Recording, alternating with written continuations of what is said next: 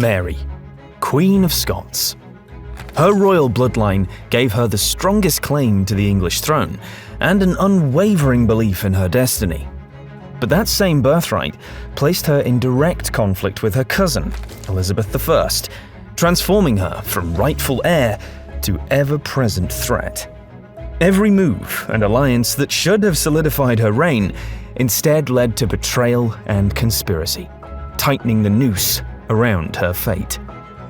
Was Mary the architect of her downfall, or merely a pawn in a deadly political game? Join us as we unravel the cascade of calamities that plagued her reign and witness her final act of defiance, a moment that changed her legacy forever.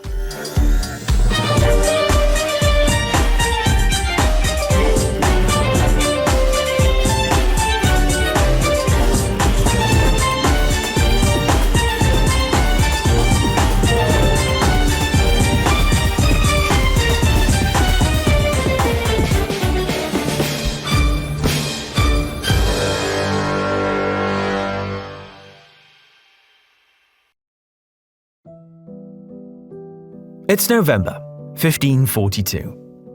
Henry VIII, the Protestant King of England, seeks to bring Scotland under his control.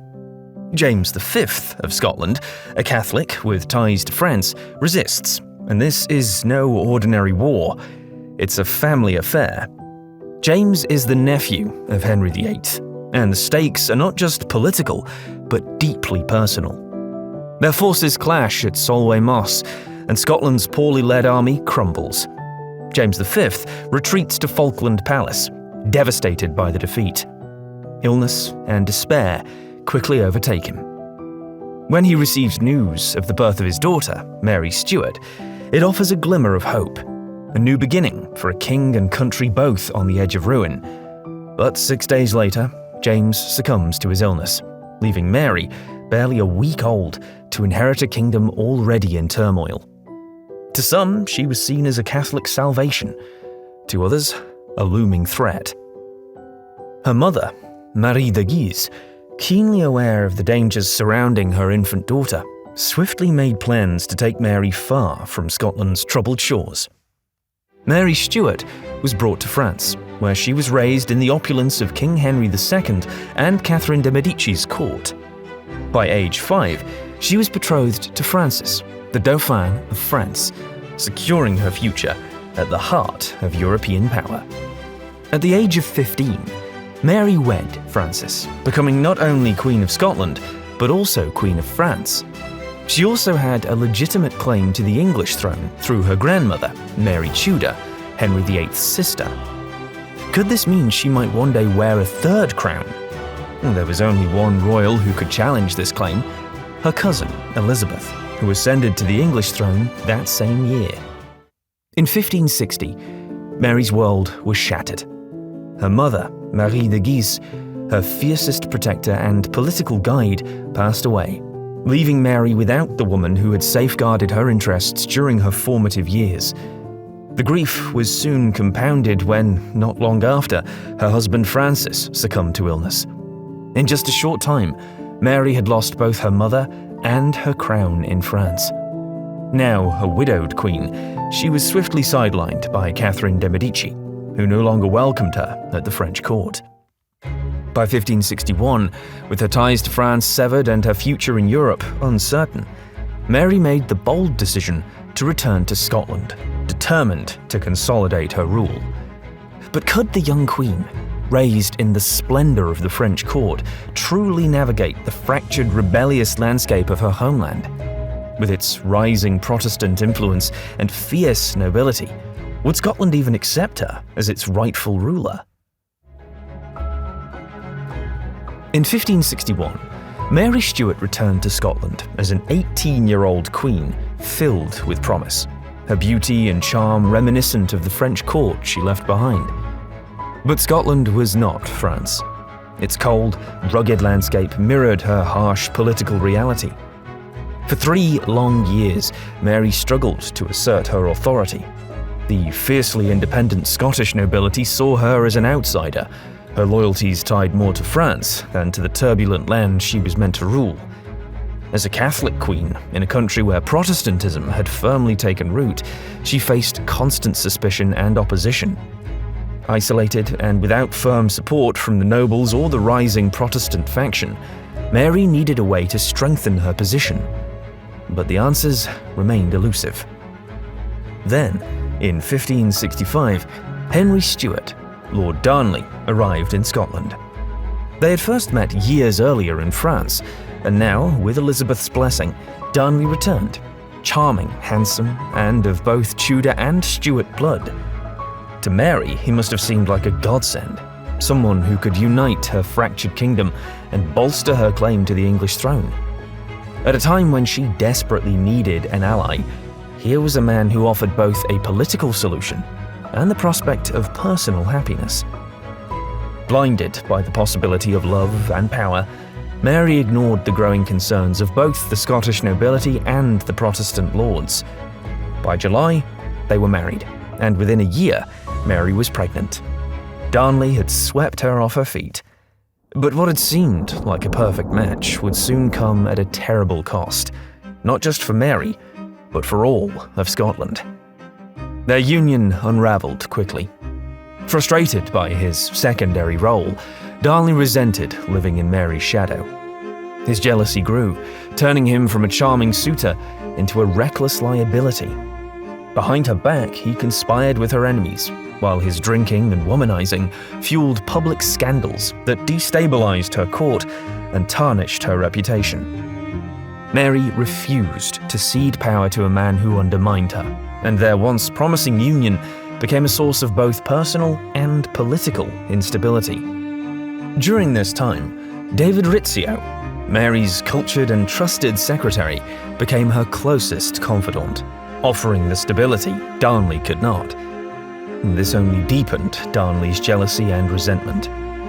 The tension between the two men was clear, but the breaking point came during a court gathering, when Mary publicly dismissed Darnley's opinion in favor of Rizzio's counsel. A knowing laugh rippled through the court.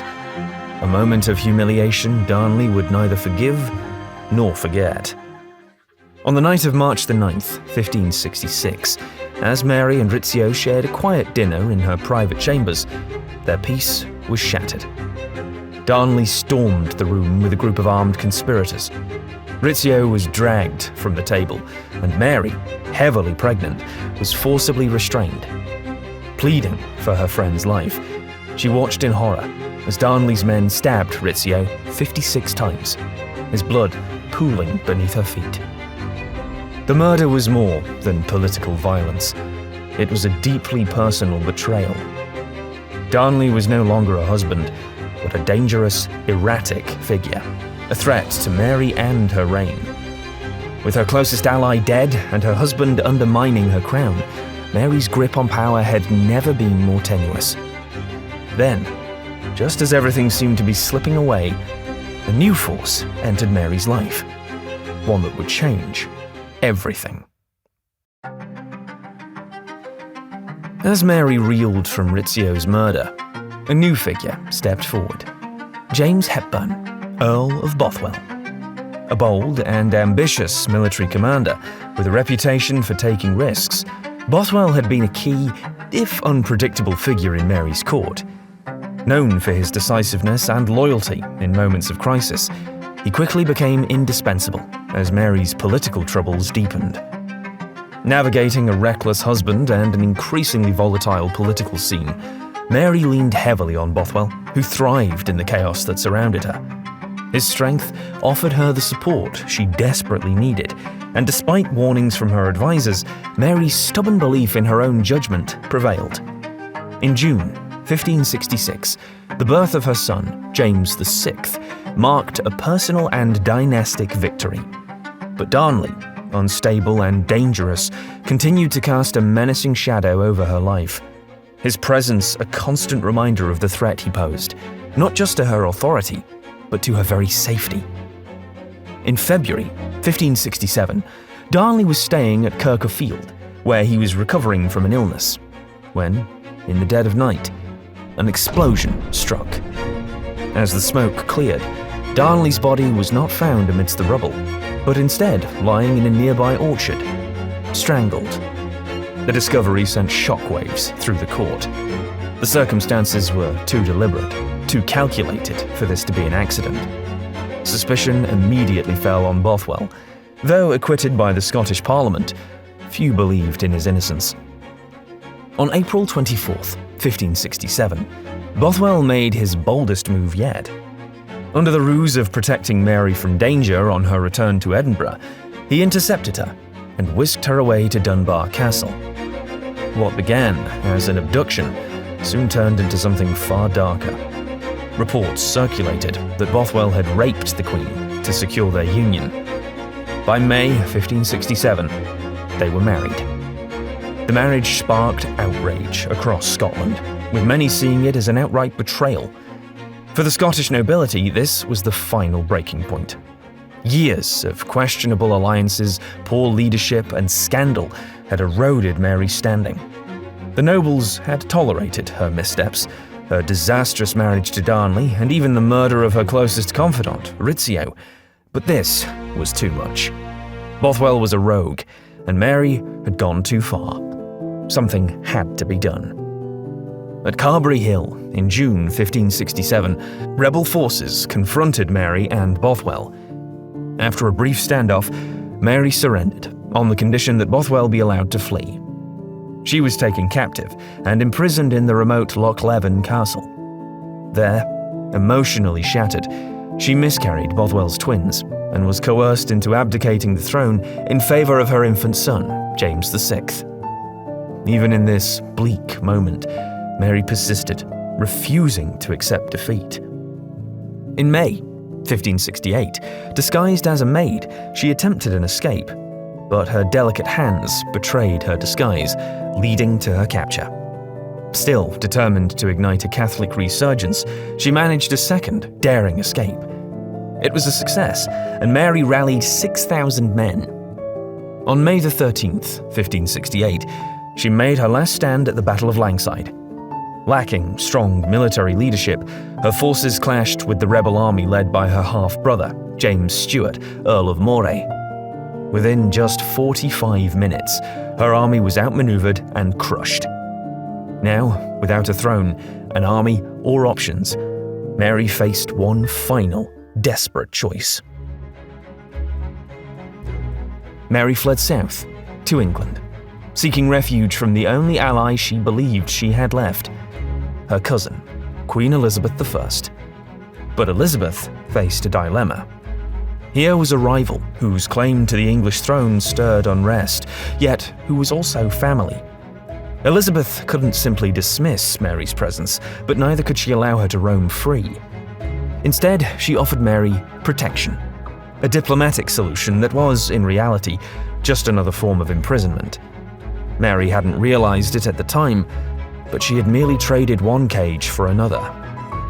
For years, Mary was moved between various castles and manor houses, a prisoner in all but name. Though afforded royal comforts, her every move was watched, her letters intercepted, and any whisper of rescue was swiftly silenced. Despite her captivity, Mary refused to relinquish her claim to the English throne. But by 1584, after 16 long years in captivity, the strain had taken its toll. Desperate, she made a final plea to Elizabeth. She would renounce her claim to the English crown in exchange for freedom and the recognition of her son, James VI, as Elizabeth's heir. But it was too late. James, now ruling Scotland, had already forged an alliance with Elizabeth. He had little interest in his mother's cause or her release. Betrayed and abandoned by her own blood, Mary must have felt like a forgotten ghost, powerless and trapped. Yet even in this dark hour, hope still lingered among a few loyal supporters. In 1586, Mary became ensnared in the Babington plot, a Catholic conspiracy to assassinate Elizabeth and place her on the English throne. With no other options left, Mary may have seen the plot as her last desperate chance, or perhaps as a final act of defiance. Either way, her involvement sealed her fate. The evidence was damning, and Elizabeth, pressured by her advisors, reluctantly signed the death warrant. After nearly 19 years in captivity, the Queen, who had once dreamed of ruling Scotland, France, and England, was about to meet her final chapter. Yet even in her last moments, Mary's life continued to take unexpected turns. On February the 8th, 1587, Mary, Queen of Scots, faced her execution in the courtyard of Fotheringhay Castle. Clad in a sombre black cloak, she appeared calm and dignified as she stepped onto the scaffold. But in a final, defiant act, Mary transformed herself into a living symbol of religious conviction. Beneath her black cloak, she revealed a striking red dress, the colour of martyrdom. Gasps rippled through the crowd, but it would not be the last time they were left stunned that day. The execution itself was brutal. The first blow of the axe missed its mark, leaving Mary alive but grievously injured. It took 3 strokes to complete the task. As the executioner raised her head for the crowd to see, her wig slipped and the head tumbled to the scaffold. The crowd fell silent. Her thinning grey hair, exposed in that eerie moment, was a haunting reminder of her long years in captivity. Mary, Queen of Scots, could be remembered as the architect of her own downfall, or as a pawn in the greater political games of her time. In truth, she was both. The Queen of Scotland was driven by an unshakable belief in her destiny and her claim to the English throne. Yet the same drive that fueled her ambition also left her vulnerable to betrayal and manipulation. Her gender, her faith, and the turbulent politics of her era conspired against her, while her bold, often misguided decisions invited chaos and isolation. In the end, Mary pursued greatness, but never achieved the promise she so firmly believed in. Outwitted, outmaneuvered, and ultimately defeated, her legacy lingers in the shadow of what could have been.